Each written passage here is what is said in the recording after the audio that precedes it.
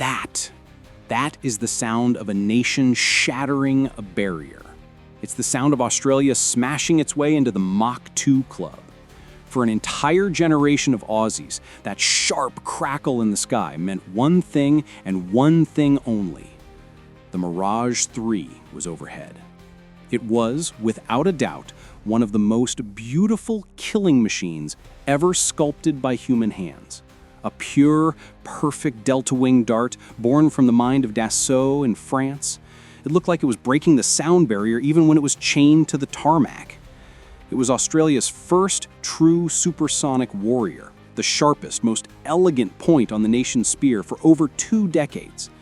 It was a statement of arrival on the world stage. And it was, strategically, a completely batshit crazy choice for Australia. They bought a French scalpel designed for a European knife fight to patrol a continent the size of the entire fucking patient. It was like buying a Formula One car to drive through the outback. Today, we're telling the story of how Australia fell in love with a beautiful, brilliant, and fundamentally wrong airplane, and became a better, deadlier air force for it. Let's rewind to the early 1960s. Australia's frontline fighter was the CAC Sabre, a modified version of the American F-86. A good plane, if you were still fighting the Korean War. It was subsonic, it was predictable. In the new age of supersonic bombers, it was a sitting duck. Meanwhile, just to the north, things were getting spicy. The confrontasi with Indonesia was heating up, and Jakarta wasn't coming to the party with sharpened sticks. They were getting shiny new toys from the Soviet Union, including Tu-16 Badger bombers. These were jets that could fly higher and faster than anything the RAAF could scramble to meet them. Australia was strategically naked and exposed. They needed an interceptor. They needed raw, unadulterated speed. And they needed it yesterday.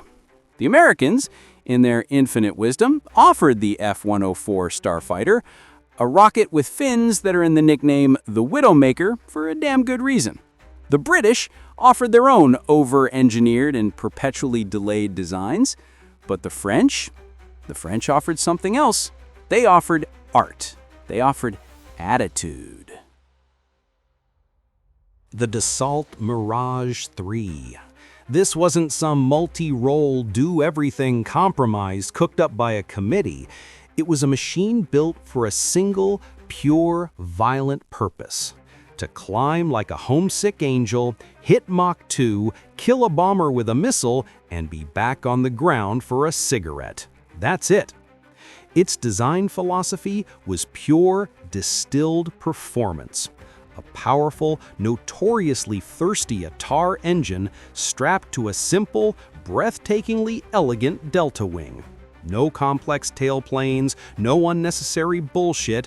It was a jockey's airplane, a pilot's airplane. It responded instantly to your inputs. And it would punish you, instantly and without mercy, for your mistakes. That massive delta wing was pure genius at high speeds, but at low speeds on final approach to the runway, it was a brick. A gorgeous, expensive French-made brick. It didn't glide, it dropped. It had absolutely no forgiveness. If you got behind the power curve, if you let your speed bleed off for even a second, you were dead. It had a viciously fast landing speed and a nasty habit of sinking onto the runway with all the grace of a dropped anvil. It was beautiful, but it had a temper. And the RAF pilots, with their typical Aussie bluntness, quickly gave it a nickname, not something affectionate like the pig. They called it the French bitch. Because she was beautiful, she was seductive, and she would kill you if you didn't treat her with absolute, undivided respect. This wasn't a plane you flew, it was a relationship you had to manage. This is where the legend was forged. The Mirage demanded a level of discipline and raw stick and rudder skill the RAF had never known. You didn't just fly the Mirage, you survived it. Pilots talk about the howl of that ATAR engine as it spooled up, a sound unlike any other jet. The sheer, brutal acceleration that slammed you back in your seat. The feeling of the twin sonic booms hitting you from behind like a physical punch as you pushed through the sound barrier. And they made it work. They mastered its bad habits. They flew it from the tropical heat of Butterworth in Malaysia, climbing into the blackness to intercept Soviet Bear bombers sniffing around the edges of their airspace. They didn't just operate an airplane, they tamed a beast, bending its European design to their will in a harsh, unforgiving environment. So, what was the payoff? What did Australia gain from buying this beautiful, strategically questionable aircraft? It wasn't long-range strike. It wasn't a heavy payload. The payoff was the Royal Australian Air Force itself. The Mirage forced the Royal Australian Air Force to grow up, and grow up fast. It demanded a higher caliber of pilot, men who could think 3 steps ahead of a machine that was actively trying to kill them. It required a far more professional and sophisticated corps of maintenance technicians. You couldn't just fix a Mirage with a wrench and some Aussie grit. It was French. It needed finesse. It needed an almost artistic touch. It was a rite of passage, paid for in sweat and sometimes in blood. By mastering this difficult, demanding French import, the Royal Australian Air Force transformed itself from a competent regional air arm into a world-class, professional fighting force. The Mirage was the brutal, unforgiving crucible that forged the very pilots and ground crews who would later go on to operate the much more complex F-111 and FA-18 with such legendary skill. It wasn't the perfect weapon for Australia, but it was the perfect tool to build a modern Australian Air Force. The F-111 was the sledgehammer, the big stick, but the Mirage III?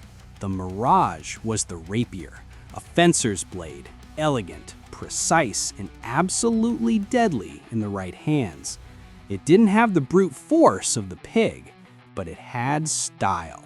It had a dangerous grace, and it demanded a level of pure, unassisted skill that earned it a completely different and perhaps even deeper kind of respect. So after our last video, the love for the F-111 was overwhelming. But now I have to ask you, the community, the real experts here, which aircraft truly defines the spirit of the Royal Australian Air Force? The long-range, brute force pig that could cross oceans, or the elegant, unforgiving French mistress that taught a generation of pilots how to truly fly on the edge? Let the battle of the legends begin in the comments below. Your stories, your father's stories, your opinions, that's what makes this channel what it is. Don't be subsonic, smash that like button. And if you believe that the soul of a machine is as important as its specs, subscribe. We need your support to keep telling these tales. Military forces unleashed, to the beautiful killers and the pilots brave enough to fly them.